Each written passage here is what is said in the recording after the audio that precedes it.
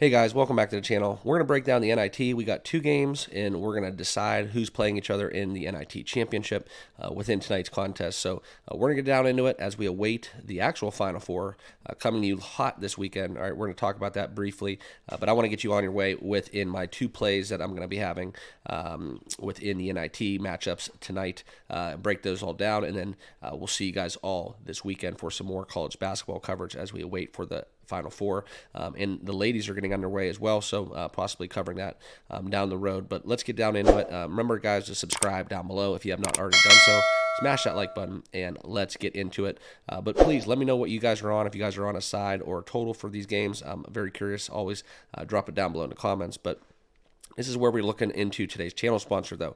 If you guys aren't betting with OddsJam, make sure you guys all sign up using my promo code TBM for 35% off your first month or annual plan. There's a link down below in the description.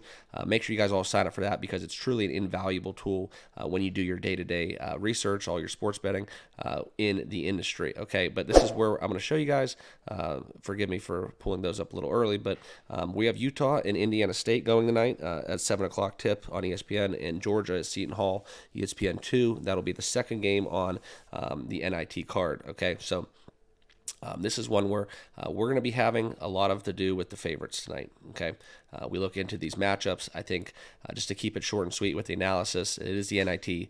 We have all the data points, we have all the games, and this is kind of where teams start to run out of steam. Georgia having to play a couple big opponents, having to outlast what we've seen within Ohio State as well as Wake Forest. And, Seton Hall, in some stretch of imagination, they are built for the NIT, okay? So that's something where, they've had some success playing in the NIT. They get up for these games, I think, a little bit more than Georgia. So I do like Seton Hall. So we're going to be taking the Pirates here in a straight-up money line fashion in a parlay. But I'm going to get into that later. But we are going to be taking Seton Hall with that -4 for my first official play. Next, we're going to go out to Indiana State, taking on Utah, where we are going to be taking the Sycamores of Indiana State, minus Larry Bird, but we are still going to be laying that -142 price that you're able to find. I actually bet it at -162 in this parlay, but you can find a -142, and that'll be my second official play. Okay, I just think Indiana State has been the better team thus far, and Utah has not really experienced any kind of competition since getting out of that Pac-12 tournament. So we're going to take Indiana State on a neutral court. I think they pull away from this one. Clearly, in my opinion, the better team as well, better opponents that they've had to beat to get to this point thus far. So we are going to be taking Indiana State on the money line, -142, laying a little bit more for that, and also coupling that with the each other. So two-team money line favorite parlay, where we look to take the Seton Hall Indiana State moneyline parlay at a price of +145. We're just going to hope to get it done, taking some favorites here. What can go wrong, right? But those are my three official plays in the two sides that I'm on. Also would lean towards taking the under within what we see within the Indiana State game.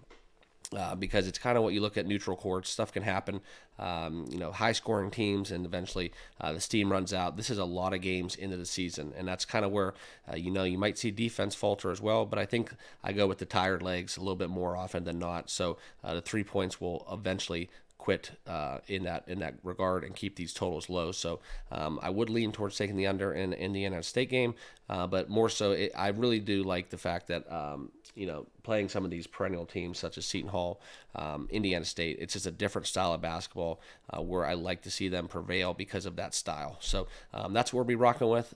Those are my three official plays. Kind of segue into the weekend.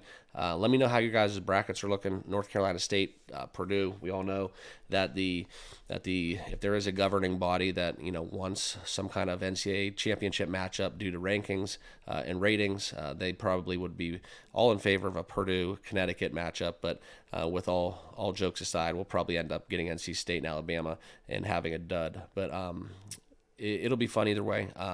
My bracket got busted with Tennessee losing.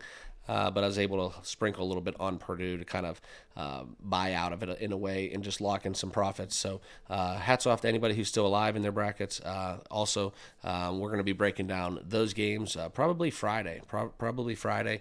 The numbers have kind of moved a little bit as well, but Friday I still think we could get in some value and get get on the sides and totals for those two Final Four matchups.